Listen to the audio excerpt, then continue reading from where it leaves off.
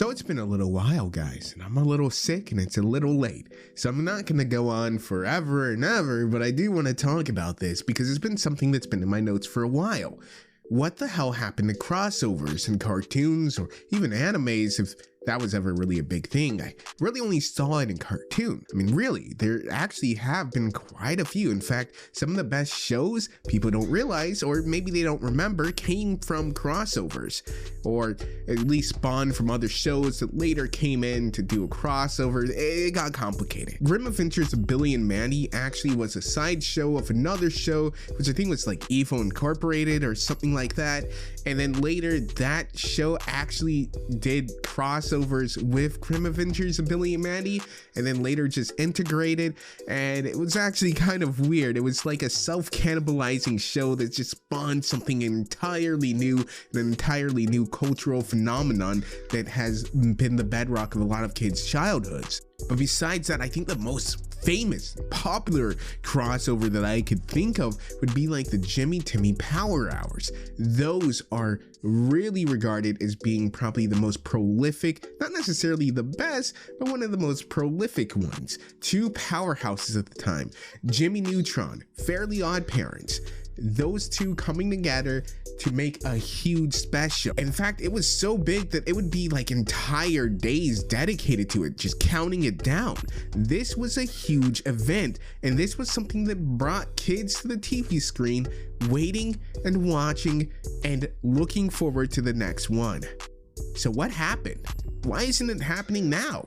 This was obviously wanted and was loved, and then it just stopped happening.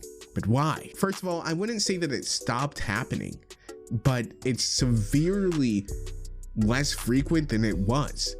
There was a recent crossover, at least semi-recently, with Uncle Grandpa and Steven Universe, and it was kind of odd, but it was fun. I think it hit on what a crossover is supposed to be.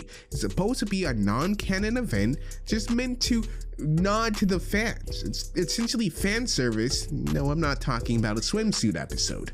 The episode left a lot of people saying, why? Why did this happen? These two shows aren't alike at all. But it worked because they're not the same. Why would you want to see two shows that are so similar that they could be crossover without anyone blinking an eye?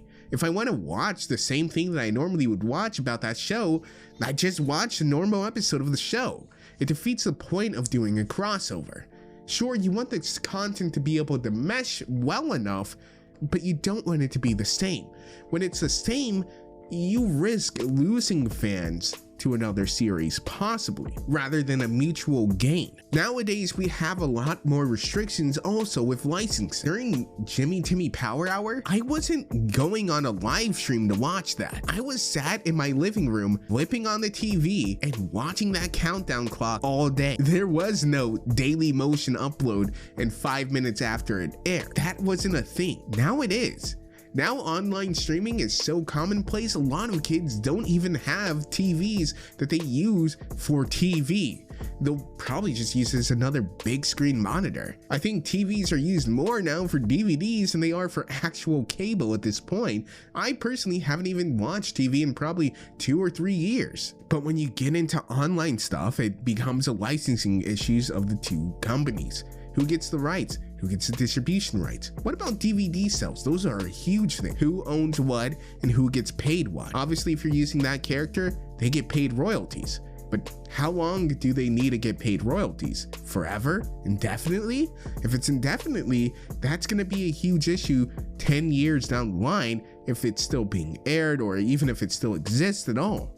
To give you an example, Machinima, a huge YouTube network that was pretty much the powerhouse of everything back in the day, actually started deleting videos from content creators because it became more costly to pay those content creators than what the videos would make. They would have to still be paid out 5 cents, 10 cents, $1 if the video were making that much money. And signing those checks and physically mailing them out if they didn't update to a digital format, or even if they did, was a lot of manpower and resources being devoted to stuff that wasn't really making them any money. Sure, it may have been the golden age of machinima, it may have been a video that people remembered fondly, but no one was watching it. No one was giving them real money, so why keep it up? They just stopped.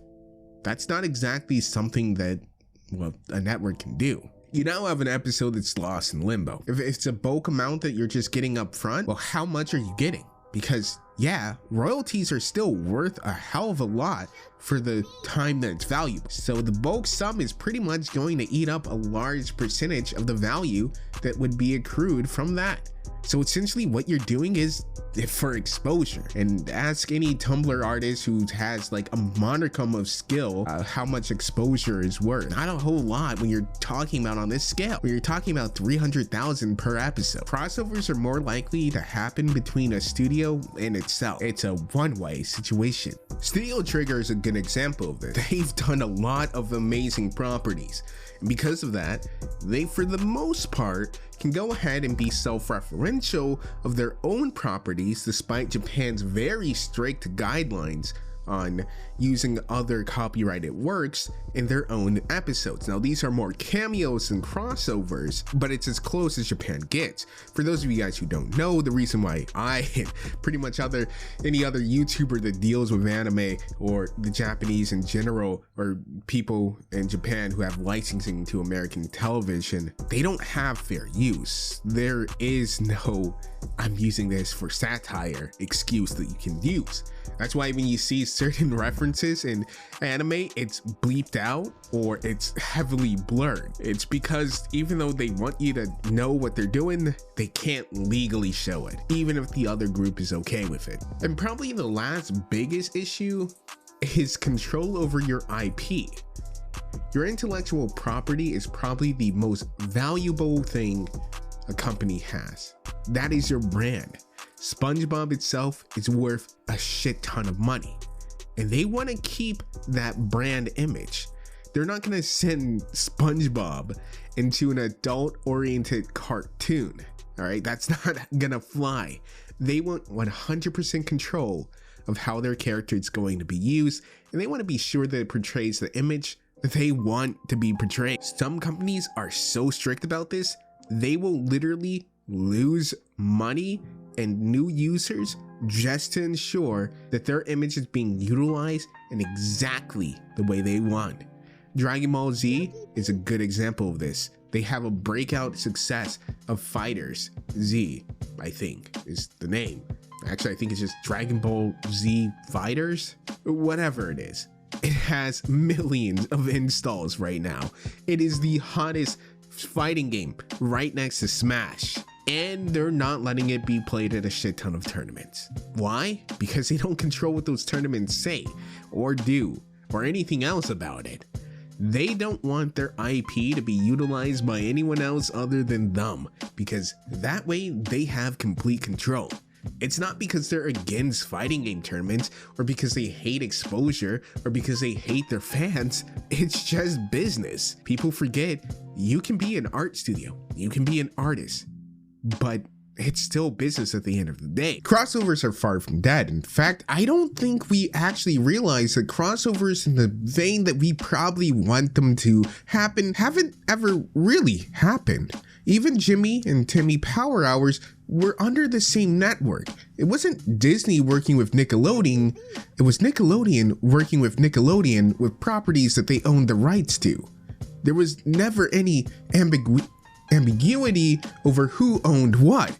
They all owned everything. But the crossovers that we are seeing more and more is the crossover between old and new media. Team 4-Star is probably the most prolific dubbers out there. In fact, they're probably the reason why half the dubs that are out there exist now. They have shown that you can do all of this, and you can do it with an amazing production value and skill set.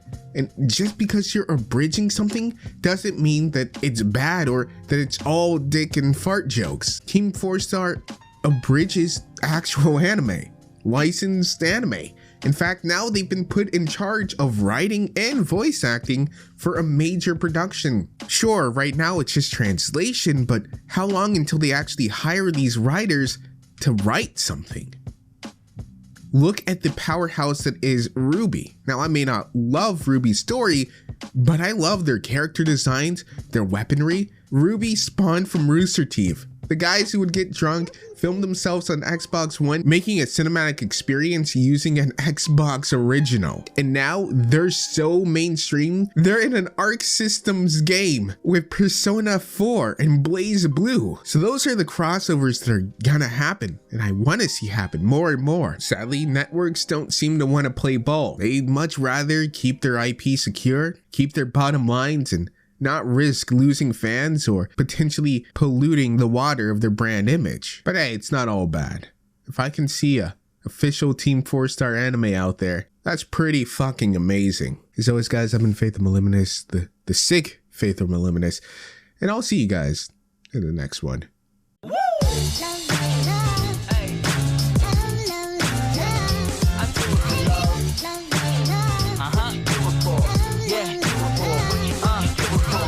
Do it for the love, for the love.